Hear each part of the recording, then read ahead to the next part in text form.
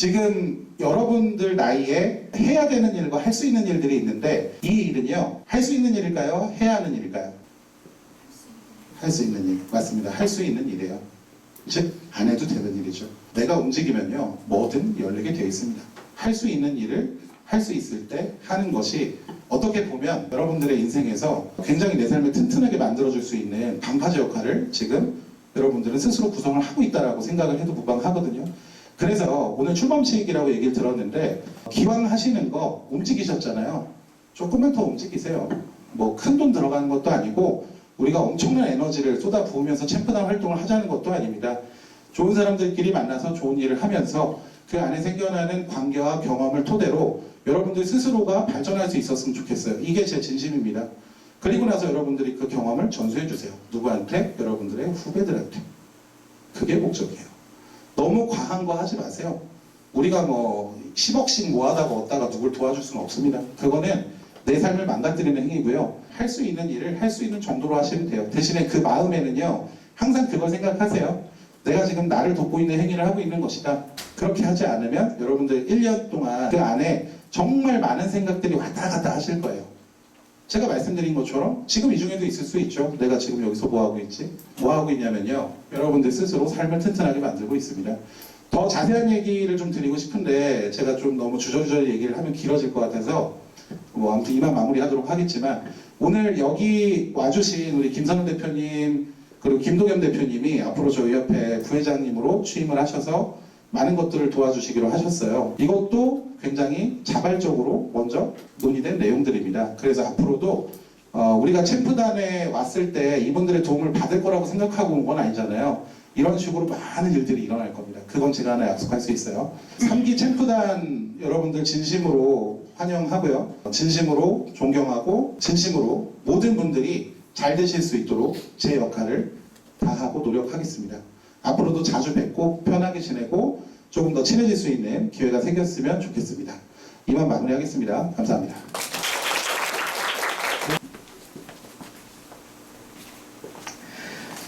임명장 직책 부회장 성명 김선우, 기여를 한국사회공헌협회 부회장으로 임명합니다. 2019년 5월 11일 한국사회공헌협회장. 자, 박수 부탁드립니다. 크게 쳐주셔야죠.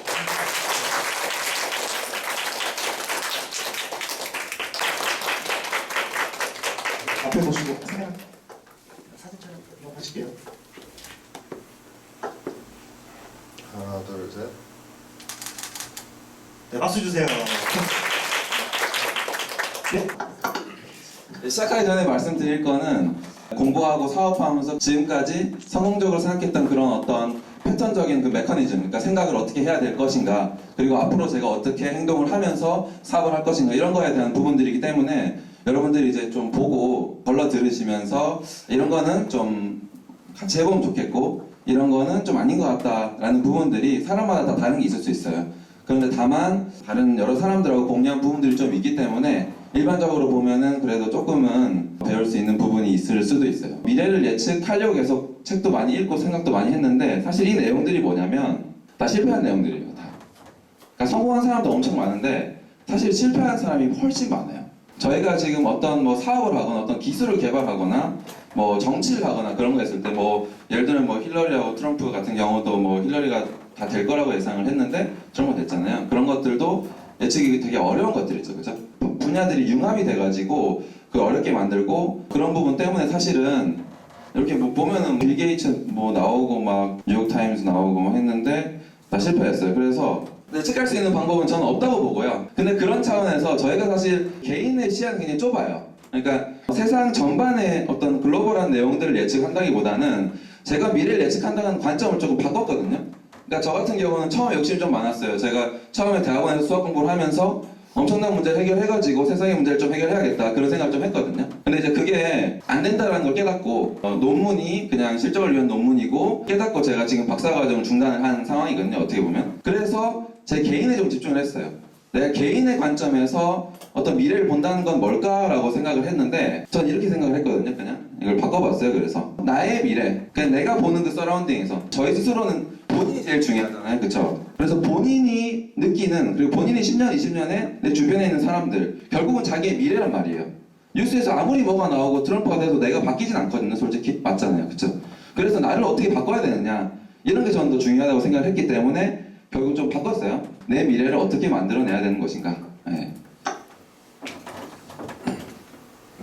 간단하게 제가 그 인공지능 얘기를 할 건데요. 처음에 사람들이 얘기한 게 약 인공지능인데, 이게 뭐냐면 뭐 쭉 읽어보면 알겠지만 그런 뜻이에요. 그냥 여기 한 필드에서, 한 분야에서 엄청나게 해결을 잘한다 그 말이에요. 저희가 몇 년 전에 그 알파고 사태가 있었잖아요. 그렇죠? 바둑이라는 게 그 엄청나게 뭐 컴퓨터 발전을 하고 했어도 잘 안 풀리는 문제였어요. 그래서 이제 그게 중국에서는 바둑은 논리로 얘기할 수 없는 인간의 지혜다. 인간의 지혜 영역이기 때문에 그거를 인공지능이, 컴퓨터가 범접할 수 없을 것이다, 이렇게 생각을 했거든요. 근데 그때 뚫었잖아요. 그렇죠? 지금 전부 알파고 기본 보고 배우고 알파고끼리 붙여가지고 배우고 있거든요. 그러니까 암세포가 있는 사진을 찍어도 의사들은 잘 몰라. 근데 AI가 암세포가 있는 사진이다라고 한번 걸러주고 그다음 의사가 걸르거든요. 요즘엔 그런 식으로 그 픽처를 분석을 한단 말이에요. 사회에 있는 문제들은 제가 처음에 말씀드렸지만은 한 분야의 문제가 결합된 게 아니죠. 학원 사업을 하나 하고 있는데, 교육 사업을 하나 하고 있는데, 이 교육 사업이 굉장히 복잡하거든요. 사실은 저희가 서비스를 팔 때 소비자가 두 명인 물건은 별로 없어요. 근데 제가 서비스를 파는데, 무형의 서비스를 파는데 소비자가 세 명이니까 엄마, 아빠, 자식, 그리고 걔네들 관계도 매우 특수한 거예요. 그건 수학적으로 해결할 수 있는 문제가 아니에요. 예를 들면 제가 수학을 아무리 잘해도 가르쳐도 해결이 안 된단 말이에요. 그 사람들의 소비적인 만족도나 마케팅 이런 것들은 다 다르기 때문에 굉장히 복잡한 문제고 지금 절대로 풀 수 없는 문제예요. 그러니까. 그런데 이런 거를 해결할 수 있도록 사람들이 생각을 한 게 나중에 그냥 상상한 거예요. 뭐 스트롱 AI가 해가지고 강의 인공지능이 나와서 세상에 있는 문제를 사람을 이제 복제하는 것처럼 해가지고 해결할 것이다 라고 생각한 거예요. 여러 가지 분야들 다 통합된 문제들을 해결할 수 있겠다라고 생각을 한 거거든요. 2045년으로 예상하고 있어요, 사람들이. 근데 저희 지금 2019년이잖아요. 얼마 남았어요? 지금 한 뭐 20년에서 30년 사이 남았잖아요. 그렇죠? 실제로 기술이 도래한다고 해도 이게 사회에 직접적으로 영향을 미치는 건 항상 시간이 걸려요. 그러니까 제가 수학 공부를 이제 오래 했기 때문에 물어보더라고요. 약간 인공지능 때문에 우리가 뭐 일을 할 필요가 없지 않겠느냐. 무조건 해야 돼요. 그러니까 그런 거 믿으시면 안 되고요. 무조건 하셔야 되고, 그 시기가 굉장히 뒤에 있습니다. 뒤에. 그럼 그 전까지 뭔가 해야겠죠, 그렇죠? 자동으로 돌아가는 뭐 가게 이런 것들도 있고 그래요. 미국에 보면은 자동으로 서빙 다 하고. 근데 뭐 그거는 이제 단순한 업무고 복잡한 업무들은 그게 불가능하죠. 잠깐만 요걸 보시면, 처음에는 제가 좀 혼자서 문제들을 좀 해결하려고 그랬거든요. 제가 잘난 줄 알고 내가 잘 가르치고 좋은 서비스를 만들고 하면 되겠네 했는데 적자가 엄청나게 나오더라고요. 사람들의 마음을 잘 모르겠는 거예요. 제가 나름대로 되게 대한민국에서 엄청 그런 부분에서 최고라고 생각을 했는데도 되게 어렵더라고요. 그래서 제가 한 게 사람들의 조언을 많이 구했어요. 그러다 보니까 제가 학문적으로 생각한 그런 부분들하고 엄청 다른 솔루션이 너무 많이 나오는 거예요, 진짜. 근데 되게 쉬운 거예요, 근데. 그러니까 사람들이 관점마다 되게 다른데, 제가 이 그림을 이제 한 이유는 뭐냐면, 모든 사람들이 다 자기 색깔을 가지고 있다고 생각해요. 그러니까 제가 사람들을 엄청 많이 만나다 보니까 무슨 느낌이 드냐면, 저 혼자서 뭔가 끙끙대려 그러면 나만 가지고 있는 에너지를 스스로 돌리고 있는 거예요. 근데 내가 가지고 있는 색깔 에너지는 리미트가 있거든요. 그래서 하루에 혼자서 할 수 있는 일이 되게 적더라고요. 근데 직원들을 채용하고 멘토가 되는 사람이 생기고 하다 보니까 그런 에너지들을 이렇게 받으면은 하루에 엄청나게 내가 할 수 있는 일이 많아지고, 그 지혜들을 모아서 제가 급격하게 성장한다는 거를 많이 느꼈어요. 그래서 제가 최근 한 달간 성장한 내용이 사실은 2, 3년 동안 성장한 것보다 훨씬 크다고 개인적으로 느끼고 있거든요. 스스로의 미래를 만드는 그런 로직에 대해서 좀 얘기를 해봤거든요. 그 과정 속에는 엄청나게 많은 시련들이 있어요. 근데 그거를 예측을 할 수가 없죠. 모차르트나 베토벤 같은 천재여가지고 음악을 하나 썼는데 사람들이 다 알아줘. 그런 거 아니면은 못해요. 그러니까 다른 사람들의 힘을 빌려야 되거든요. 그러면은 저희가 어딘가에서 그들을 만나야 되잖아요. 그렇죠? 네. 친구하고 한번 술 먹으면서 얘기한 게, 우리가 행운을 올릴 수 있는 방법이 뭐냐, 그런 생각을 좀 했어요.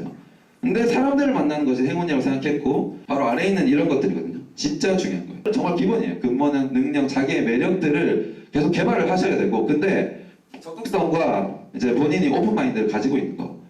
그러니까 어떤 사람은 자기가 포용할 수 있는 그런 어떤 포용력, 이런 거하고 행동력, 이런 것들이 저한테는 중요하게 와닿고, 지금은 제가 진짜 1분 1초도 빼놓지 않고 모든 사람들을 만나서 더 한마디 섞으려고 노력을 하거든요. 여기 온 것도 진짜 바빴는데 중간에 틈내서 와서 그래도 여러분들하고 얘기를 나누고 이렇게 행동을 해서 미래를 좀 바꾸라라고 말씀을 드리고 싶은 건 미래를 모르죠. 근데 설정을 한 다음에 사람이 옆에 있으면 도와준단 말이에요. 갈 수 있어요. 좀 돌아서도 갈 수 있어요. 스스로를 믿고 남을 도와줄 수 있는 사람은 그 에너지를 통해서 다른 사람이 자기를 더 도울 수 있거든요. 그게 복합적으로 얽혀지면은 어떤 커뮤니티가 만들어지고 자기 목적을 이룰 수 있는 부분이 되겠죠. 앞으로 활동에 있어서도 단순히 활동적인 목표가 아니라 내가 주변 사람들한테 어떤 도움을 줄 수 있느냐 이런 것들을 좀 많이 생각을 하면서 액션을 취하면은 그 진심이 다 분명히 전달된다라는 말씀을 꼭 드리고 싶어요. 네, 여기까지 하겠습니다. 네. 저는 김선우이고요. 지금 현재 저스트큐라는 기업을 운영하고 있습니다. 한 3년 반 정도 전부터 시작을 했고요. 제 나이가 지금 현재 굉장히 어떻게 보면 좀 비슷할 수도 있습니다. 27살입니다. 네. 혹시 나이가 어떻게 되세요? 아, 25살이요? 아, 네네. 그러니까 되게 편하게 대해주시면 좋을 것 같아요. 너무 돌발 질문이었네. 저는 꼭 이 얘기를 좀 드려보고 싶더라고요. 아까 전에 국 대표님께서 말씀을 해주셨는데 이제 두드리지 않으면 열리지 않잖아요. 그것처럼 뭔가 실제로 해보지 않으면 그게 무엇인지도 모르고 그게 가능성이 있는지도 모르고 이게 실패할지 성공할지 전혀 감 없이 그냥 그게 말 그대로 실패가 되는 것 같아요. 그러니까 저 같은 경우에도 제가 24살에 창업을 하게 됐는데 그 창업을 하게 된 그 계기에 대해서 한번 말씀을 드려볼게요. 저는 그냥 중학교, 고등학교 때부터 무언가 CEO가 돼보야겠다. 이게 내가 스스로 창업을 하든 또는 뭐 중소기업이든 대기업이든 내가 뭔가를 한번 이끌어보고 싶다라는 생각이 계속해서 있었어요.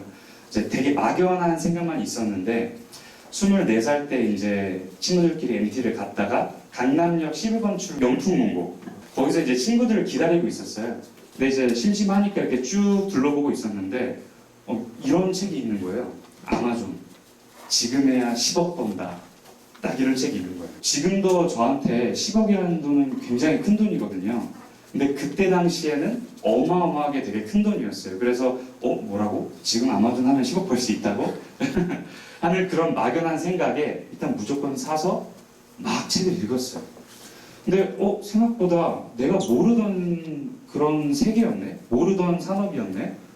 되게 궁금하다. 더 알고 싶다. 라고 해서 그 책 저자의 이름이 이제 장진원 작가님이셨는데 거기 이메일 주소가 있더라고요. 그래서 과연 내가 뭐 대단한 사람도 아니고 그냥 대학생인데 과연 뭐 답장이라도 줄까? 하는 그런 반신반의한 생각으로 이메일을 보내봤어요. 네, 안녕하세요. 저는 대학교 다니고 있고 때마침 이렇게 작가님의 책을 읽었는데 너무 감명을 깊게 받았다. 뭐 가진 것도 없고 이러지만은 한번 만나달라. 좀 물어보고 싶다. 보냈는데 세상에 3시간 만에 답장이 온 거예요. 되게 장문의 편지로 어떻게 이렇게 먼저 이렇게 어린 나이에 연락을 주셨냐. 대단하다. 그러면서 그때가 목요일이었거든요. 그래서 주말에 내가 시간을 낼 테니까 그 강남역 쪽에서 보자 해가지고 거기에 있는 스터디룸에서 한 3시간 동안 얘기를 해놨어요.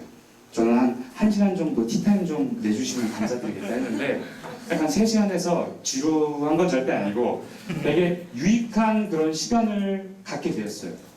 그래서 제가 그 책을 읽고 나서 그 창업에 대해서에 대한 관심도가 최대가 100이라고 하면 한 20, 30 정도였다면은 실제 제가 이렇게 자발적으로 이메일을 보내고 그분과 소통을 하게 되면서 이 관심도가 저도 모르는 사이에 40 이렇게 뛰더라고요. 저는 이미 한번 어떻게 하면은 이메일을 보내봤잖아요. 그러니까 저는 두려울 게 없었어요. 유통과 관련된 뭔가 있어 보이는 책들 저자한테 이메일을 보내기 시작한 거예요. 물론 그 책을 읽으면서 네. 이 책 샀다 이러면서 들고 가서 이렇게 사인도 한번 해주세요. 사실 사인은 그렇게 필요가 없었지만 그래도 좀 PR 좀 해줘야 되잖아요. 그렇죠? 네. 그런 것처럼 책을 사인 좀 해주세요 하면서 뭔가 적극적으로 스스로가 하나씩 제 스스로 하다 보니까 제 스스로의 그 관심도가 저도 모르는 사이에 높아지고 또 그게 뭔가 이게 아우라처럼 그 상대방 작가님들도 그거를 이해를 해주셨는지 더더욱 많은 도움을 주셨더라고요. 물론 제가 이메일을 그때 한 30통 정도를 보냈는데 다 온 건 절대 아니에요. 근데 그 30통 중에서 딱 8분이 저한테 연락을 주었는데 그 8분 하나하나가 저에겐 정말 큰 도움을 줬어요. 그렇게 해서 제가 어느 순간 저는 이제 유통과 관련된 전문가를 쫓아내면서 배우기 시작한 거죠. 8분 중에 또 한 분은 저를 또 너무 좋게 봐주셔가지고 야, 내가 돈 줄게. 우리 회사에 와서 일 좀 한번 해봐. 내가 아낌없이 다 배워줄게. 그러니까 일반 사원으로 들어오는 게 아니라 그 대표의 한마디로 직속 부하로 실무를 배울 수 있도록 내가 해줄게. 라고 해서 우리나라의 그 도매 사이트에 5손가락 안에 드는 그 메인 대표님이라고 계신데 그분 밑에서 제가 한 6개월 정도 일을 배웠어요. 정말 어떻게 보면 그냥 제가 일반적으로 입사를 해서 배웠다면 한 3년, 4년, 5년치의 그런 노하우를 되게 압축적으로 매일 8시간씩 그분 옆에 같이 따라다니면서 배웠던 그런 경험이 너무 값진 어떻게 보면 저의 자양분이 된 것 같아요. 그렇게 해서 제가 지금 이 자리에 이렇게 있습니다. 네. 뭐 아직 감사합니다. 저스큐라는 기업이 사실 되게 많은 급성장을 했어요. 그때에 비해서. 하지만 뭐 아직까지도 많은 그런 부족함들이 있고 앞으로 더 나아갈 방향들이 있지만은 저는 굉장히 그 되돌아봤을 때 되게 뿌듯한 시기들이었던 것 같아요. 왜냐? 제가 뭔가 능동적으로 해왔으니까. 예. 제가 이메일 이런 거를 보내보면서 되게 느낀 게 뭐냐면 사실 인생이라는 게 되게 어떻게 보면 불확실하잖아요. 그런 의미에서 우연이라는 것을 필연으로 만들어가는 과정인 것 같아요. 뭔가 제가 하나를 제안했을 때 그 상대방이 이거를 수락할 확률이 예를 들어서 20%라고 해보세요. 되게 적죠. 20%. 근데 여러분 약간 독립시행이라고 혹시 약간 수학 시간에 배우셨나요? 막 여사건 이런 거 아시죠? 20%의 확률인 이 시행을 5번을 해볼게요. 10번을 해볼게요.